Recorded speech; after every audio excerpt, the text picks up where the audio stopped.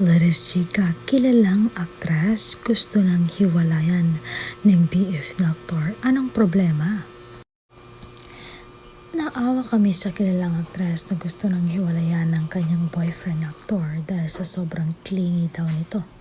Kung hindi kami nagkakamali ay wala pang 2 taon ang relasyon ng aktor at aktres na marami pa namang ang boto sa kanila. Pero kung kami ang tatanungin ay parang wala namang chemistry ang magkarelasyong celebrity. Anyway, ang chika sa amin ay nasasakal na si aktor sa kanyang jowang kilalang aktres. Dahil sa pagiging possessive nito, dapat ay alam nito ang buong schedule ng karelasyon. Hindi raw bet ni aktor ang pagkaklingi ng aktres kaya't naghahanap na siya ng dahilan o tamang timing kung paano sasabihin maging friends na lang sila. Actually, nung nabalitaan na may magkarelasyon na sina aktor at aktres, ay nagtaka kami dahil sa pagkakalam namin ay wala sa dalaga ang mga katangiang gusto ng binata.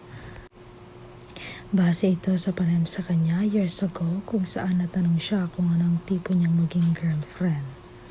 Unang binanggit noon ng aktor ay dapat magustuhan din na magulang niya ang future girlfriend.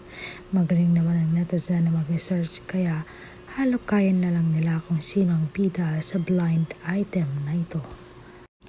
Going back sa planong hiwalayan, asang-asa pa naman ang aktres na sana magkaroon sila ng seryeng magkasama sila ng aktor bilang love team tulad din ng Katnel.